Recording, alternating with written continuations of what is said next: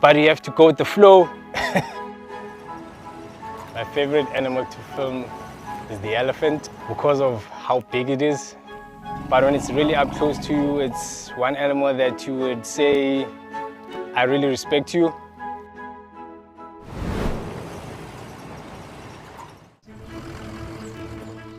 My name is Taylor McCurdy and I work for Eco Training. I love hearing from all of the viewers. However, I particularly enjoy those of you who have been watching for a few years. Your questions are just so advanced and they really get me thinking. If you'd like to ask a question on Wild Earth, you need to register on our website. Once you've done that, head to the Live Safari page and submit your questions below the live feed. The croc is still holding another one there. It's holding from the hindquarters. I would really want... The wildebeest cross, is it trying? The croc is holding the tail. It's holding tight. Oh no. Goodness me. Lucky, lucky wildebeest. You have another day to live. Expect the unexpected here on Wild Earth daily.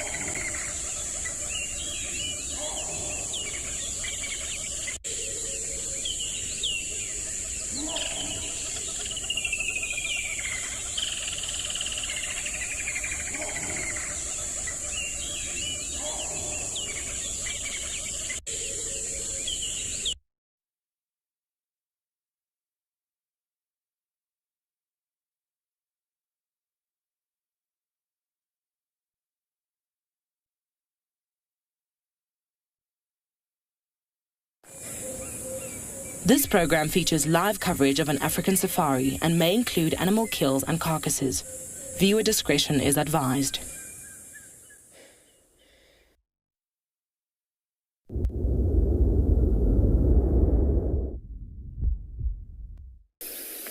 Welcome to Chitwa, everybody. We thankfully have managed to track down Maribs. Maribs. Unfortunately, though, the tree that him and his mom were in with a kill, there's no kill, and we found no leopards initially. spending a bit of time tracking. Oh, very good friend. Mike from Arethusa was in the area, and he managed to spot a wonderful young boy on a termite mound. So that is exactly where we look these days. But it seems as if they've lost their kill. I think Tandi's getting a little bit annoyed with him now because she's nowhere to be seen.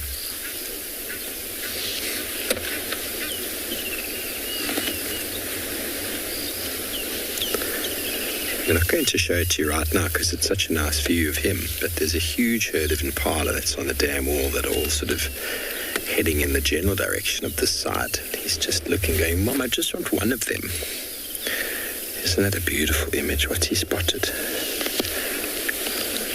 Oh, there's an impala directly behind us. We're not going to change our position. She's on her own. I wonder if he's yet got the necessary skills. Instinctively, he knows an impala on its own is far better to catch. Now, those of you who watched the show last night, did Tandi and Marubs have a baby impala up the tree? Because the female I'm looking at is looking like she's lost something. Looks like she's come from the exact area where the kill was, and she's probably still trying to find her youngster.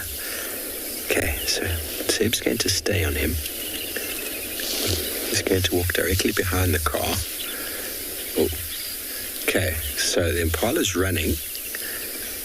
Have you still got him, Seb? Okay. That's it now. Impala's directly behind you at your 9 o'clock. We're going to reposition the camera because he's gone behind us. I'm going to keep my eye on him. We're not going to start the car at all because he's busy. There we go. Seb's probably going to get him shortly. There he is.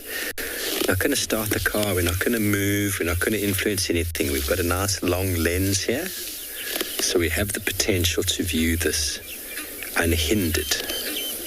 So Gwen is confirming that it was a baby impala. So it's very sad, everybody. I know it's sad. We see these female impalas come looking for their kids. But it is what happens. Now, 11-month-old boy definitely has the strength to take down the female impala. Whether he's got the necessary skills to do it, though, is another story. But how he's just vanished in the long grass there is incredible, isn't it?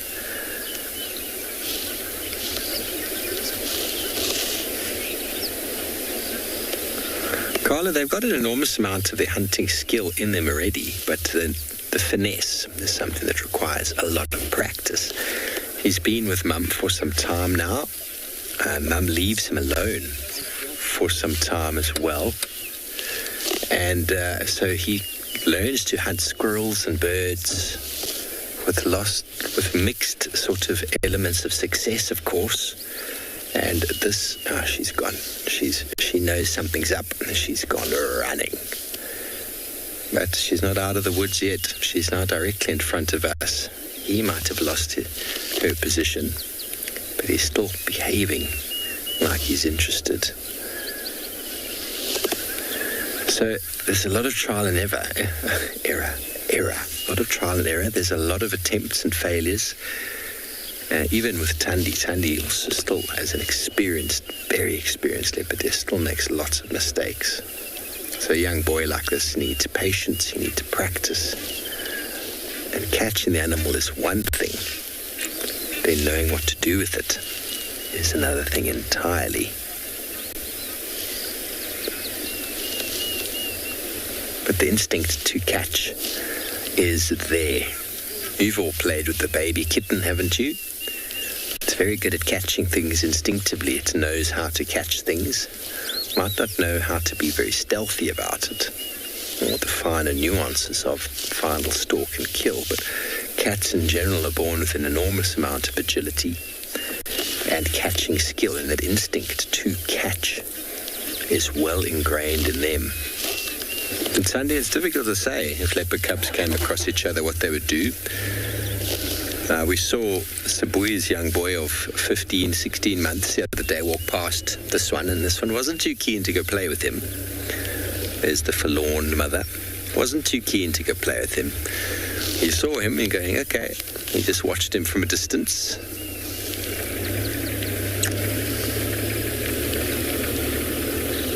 They're not social creatures, so they do spend time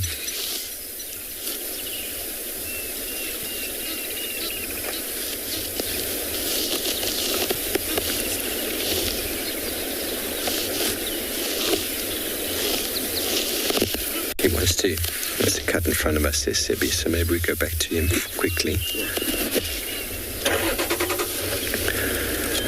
Okay, so the leopards in general aren't very social. They obviously play with each other and they tolerate each other because they know each other.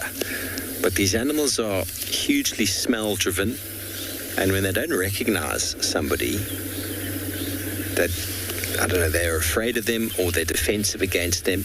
I don't know what would happen if a couple leopard cubs interacted with each other. I really don't know.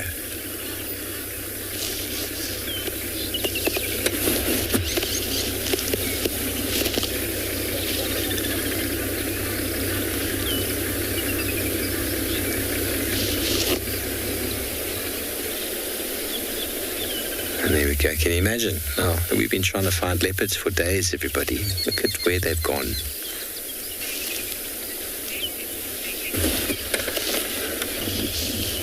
David, tell me about it. The disappearing in the grass is a magic act.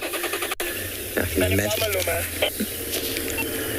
you imagine trying to be these poor little impalas trying to survive out here? It's a tricky time.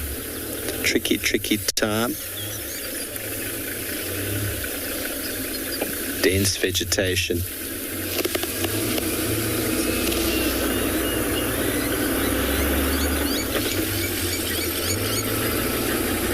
Thanks, Mike. Mike is on his way out.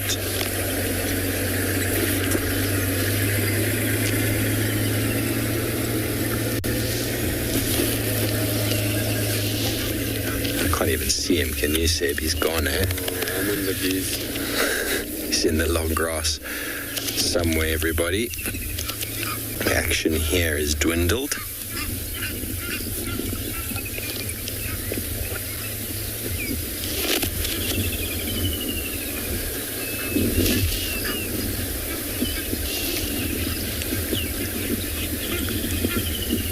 Of course, Willie, puffadders can bite anybody in the grass. Snakes are pretty aware of them, though. They'll probably smell them, sense them. They're also very good at jumping out the way. Just go and have a look at... He's popped his head up again. Go and have a look at cats and cucumbers if you are looking for a funny start to your morning. People have got their cats sitting, drinking, doing whatever they're doing, and then they just slide a cucumber in next to them, and the reaction of the cats is priceless. And a leopard would respond the same if it came across a snake. It would just jump out the way.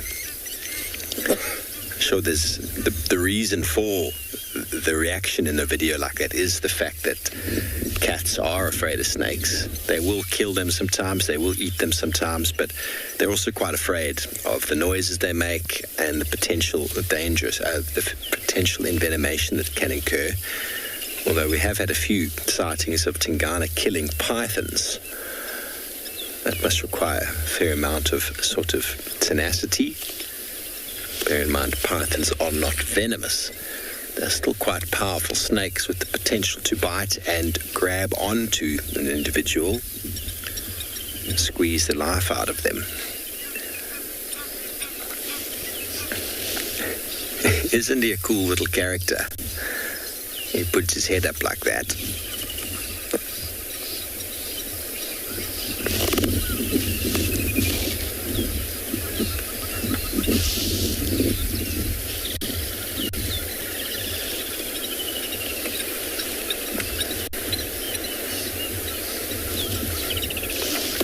He looked back in the direction of where the kill was, so maybe Thandi is nearby as well.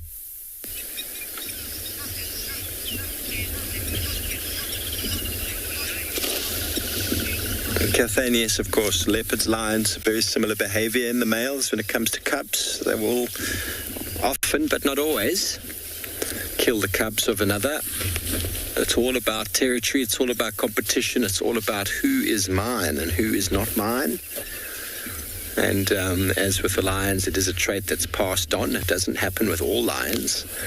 But lions that do it, same with leopards that do it, are generally more successful. But it's not something you often see or really hear much about. Male leopards doing that. It's not something I've ever seen before.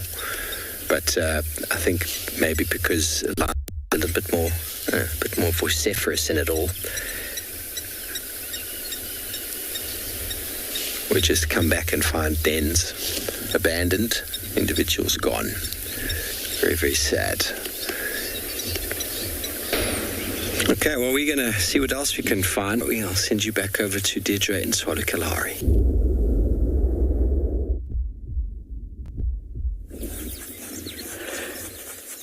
So we finally found our meerkats.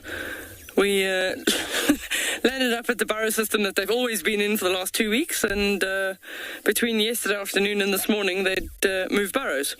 So we've managed to find them, but this is the Makala group already foraging. So that's the sub-adult and one of the adults. And then there's two, it's playtime. It's playtime in the road in the middle.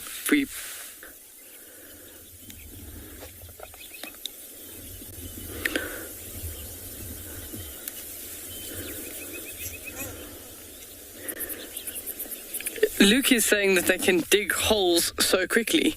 Yeah, I was just watching that one. It's amazing to see how fast he's been digging the holes. That one there. Oh. They almost play like puppies sometimes. They lie and they wait. Oh, another one. Let's see.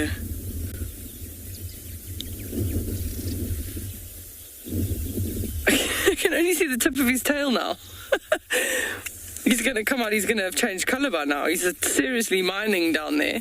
Sometimes they're also making new bolt holes. We can never discount that they're actually doing some hole maintenance, making a new place for them to be able to hide under. But I think that the persistence of this one suggests that there's a food source that's well worth spending the time digging.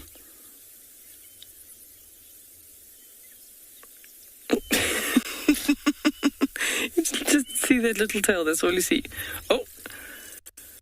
So they've just heard lapwings alarming, and they've responded to that immediately. So straight to the bolt hole again, and that was just one of the birds set off an alarm, and that if a bird is announcing that there's a potential threat in the area, it could be a jackal or something like that, they've responded immediately. He even abandoned his digging in the hole to come back ready to go down into the bolt hole if needed.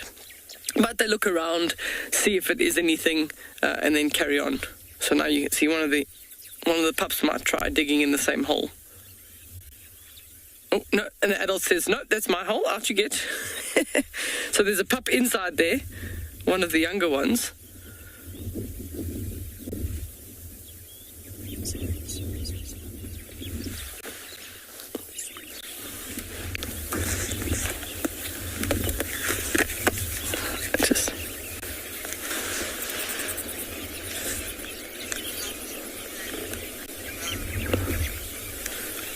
Troy is saying it's amazing how red the sand is underground. It is, and it's a very, very high in iron content.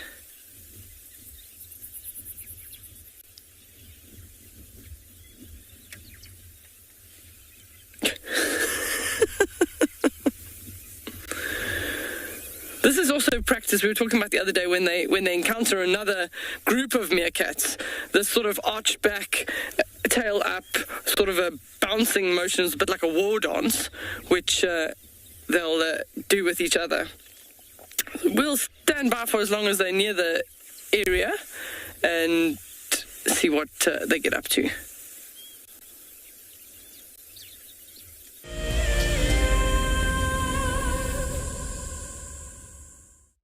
Being a safari driver requires some serious multitasking ability. You've got to be able to talk, look at the road, steer, and occasionally get the vehicle into the right gear. Do not crash into any trees.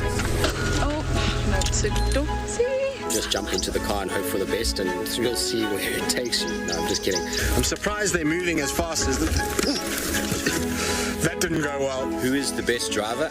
Well, me, of course, although some of the cam ops might disagree. My name is Steve, and one of my favorite things at Wild Earth is getting questions from you. The type of questions that I really like are those ones that really help us to unpack and understand and really integrate the ecological knowledge and fully appreciate the importance that animals such as these Cape buffalo bring to the ecosystem. If you want to ask a question on Wild Earth, you're going to have to register on the website. But once registered, just head on over to the live safari page and enter your question under the live feed. If you love to watch Wild Earth, then we are inviting you to join our Explorers program. For a monthly subscription, you will have the opportunity to win fantastic Wild Earth expeditions, join our guides for a chat around the fire, receive weekly highlights from our shows, and much more. All the money will go to keeping these live safaris on air, which in turn allows us to escape into nature every single day.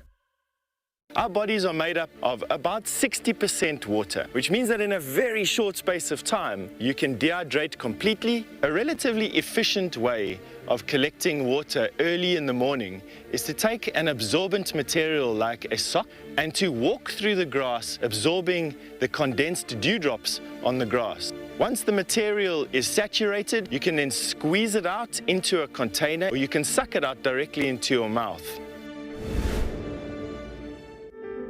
The reason why we see that wildebeest by himself is because he's a male, or a bull, as we typically would call him. And what he does is that he marks and defends an area.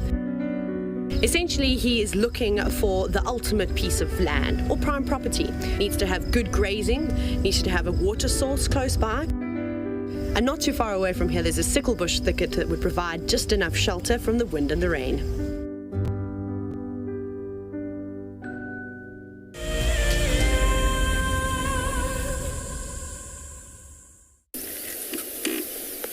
Yes, well, here is Thandi, everybody. You can very well see it now. James Richards has confirmed that she is 14 and a half, 15, so my maths is there. And here comes her little boy. Here comes my ribs. He's being very feisty this morning. Isn't he beautiful? And now Gary Cutline, or should I say Gary Main now. He is going to stalk her again. He stalked her a few times. He's been very snarly. She's been very snarly about it. Okay, well, we're going to have to reposition. Thanks, eh? Just working in tandem here. We went onto the other side of the road, or just say the drainage there, because they crossed, the other vehicle stayed, and they should cross back again. So you never know what it is that they're trying to do. She's obviously hungry again. No doubt a baby impala is not enough for her and him. So I don't know if it was killed. Finding out that it was a baby, not killed, stolen. Finding out it was a baby impala really is not a lot of meat when you've got a growing young boy who's going to jump. She's getting very snarly with him, everybody.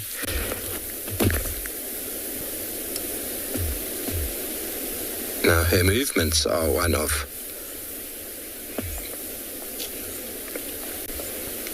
So her movements are one of interest. Definitely doing what Thandi does when she's looking for food. She's looking into the thickets here. I don't know what she can see at that eye level. It's almost as if she was smelling and looking at the same time, but I don't know what she would have seen through the thicket. But you can see now, everybody, why we use the roads again, both the cub and her. My ribs just went and sniffed the tracker's foot. Went, said hello. I like your leather boots.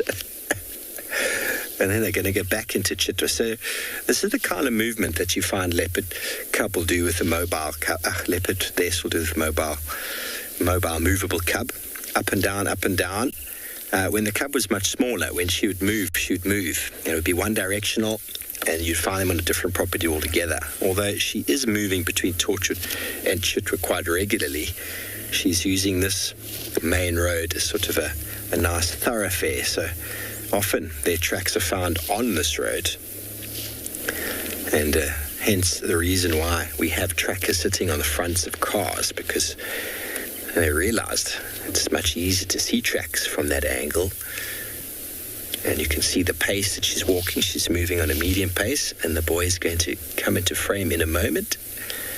So there you have a female and a young male, and his tracks are bigger than hers already.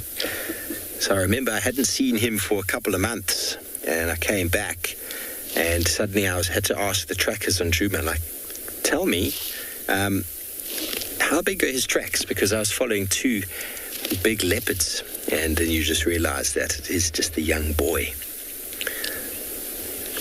I stopped. See, mum and son in the shade. So territory is very important. Many people might think, but what's the purpose of a territory? Why don't animals just have home ranges? And by having a territory, a female or male leopard can walk around their territory regularly or every few weeks, scent mark, and basically stake a claim to the territory so that other animals of the same sex and same species know that it's occupied. So what that means is that if it's occupied and someone comes into it, that animal's either going to want to challenge or was going to run away and hide and be deferential to that individual. But if there was no territory and no marker, then every time they woke up in the morning, they have the potential to fight another individual. So by putting a territory there, you're advertising to everybody you're available, and if they really want to fight, they can. But that's not always the case. Not everybody wants to fight all the time. You can't afford to fight all the time. I used to use the analogy here when we had all of our male guides, Scott, and James, Ralph, Tristan, me. Now, when we wake up in the morning out of our rooms, if we all just walked out the door and just fought each other every day, it would be very, very difficult to sort of sustain that energy. But because we've got our own rooms, our own little spaces, we're not competing. I know that if Ralph comes into his room and I happen to be in there, I'm going to quickly duck out the back, because otherwise he's going to fight me. But I know it's his space. I can smell it's his space. I can smell it's his things. But if I didn't know it was his things, then we'd fight every single time. And fighting in the animal kingdom is the last resort. Leopards will call, they'll scent mark, so as to deter another animal from coming in. And if that animal does come in, they will know that they're weaker and probably will run away, or they're willing to challenge, and that means fighting is inevitable. But then at least they know who they're up against, because the scent marking tells them all sorts of things, tells them the strength and the age and the sexual status of the individual that they are competing with.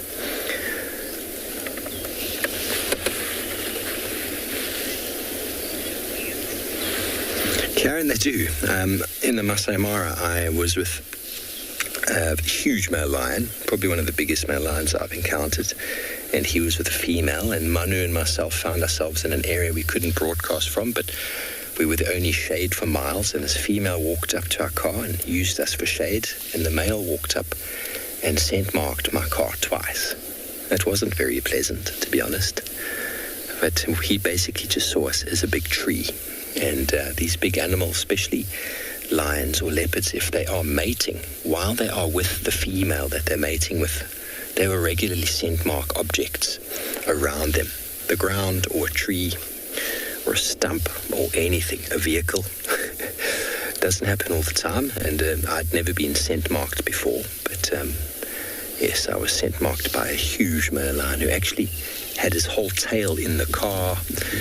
It was quite something to behold, how he just cared nothing for us. He didn't look at us as if we were anything other than just a large object worth leaving his scent on.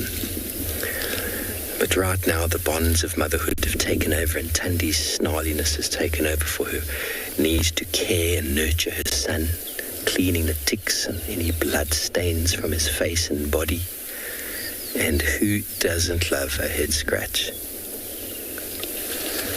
Justin, why does he bite her? He's trying to get ticks. He's trying to get ticks off of the body. He's trying to, maybe there's some chunks of fur that's clogged with blood, but invariably it's ticks that she's going for. the teeth incisors. She's not trying to hurt him. It's actually quite pleasurable. He's loving the attention. And he's not going to have too much of it for much longer. So he soaks it up. And now he's also going to get a bit antsy and start licking her. See, he licks her back. It's actually lovely to see how different their coats are now. He's far lighter than she is. Far lighter. Yes, Mum, let me lick your back while you lick my feet. So even though, he's also going to bite some ticks off of her shoulder. Yes, you are a good mum. Such a good mum, aren't you? Okay, now it's her turn for a bit of attention. Oh, yes. That's my boy.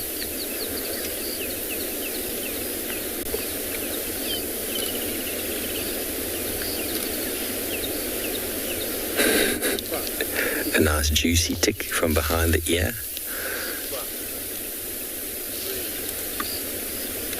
He's done now. Mum gives him minutes of attention. He gives her a few cursory licks. Into the shade he goes.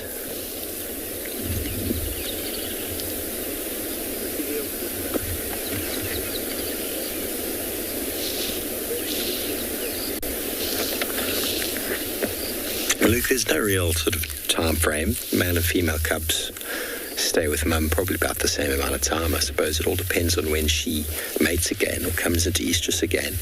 Because as soon as that happens, that will be the end of the youngster's ability to stay with mum. Although, and they will try to stay as long as they can. But if you had to ask me, in all honesty, I reckon girls probably stay a little bit longer because they're not as feisty.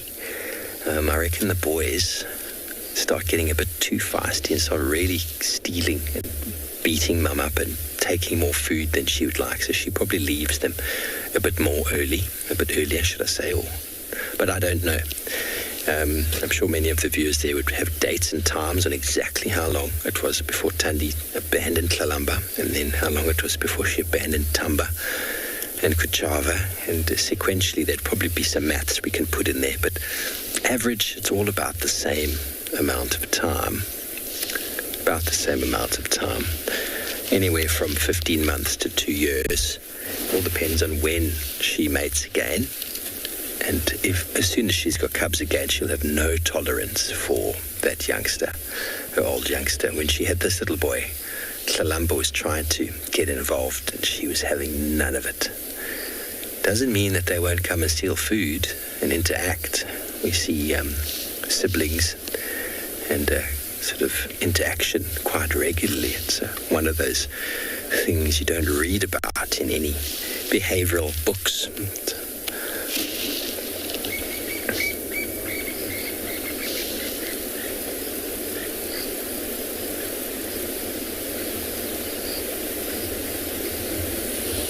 He's very inquisitive though. Can't believe how much he's grown since I first met him back in June.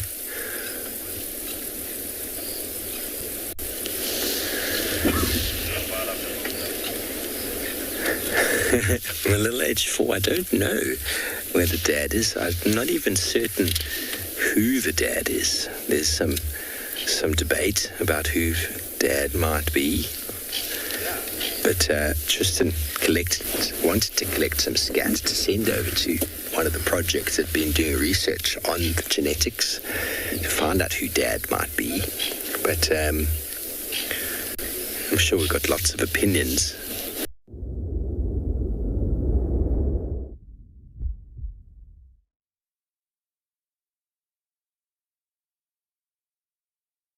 Well, but the skies have cleared, so I'm very excited to see what is in store for today across all our different locations. We are coming to you from many, so get ready everyone. It's that time of day for your live safari through the African bush.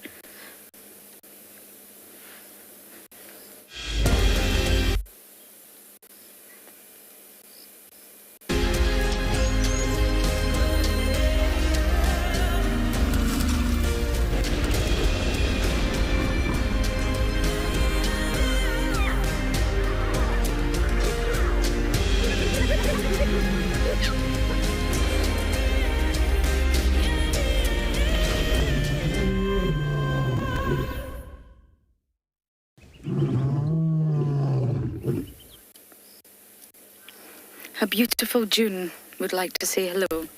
Look at her. Doesn't she look gorgeous? And if you've ever wondered what hyenas smell like, try wet and soggy hyenas.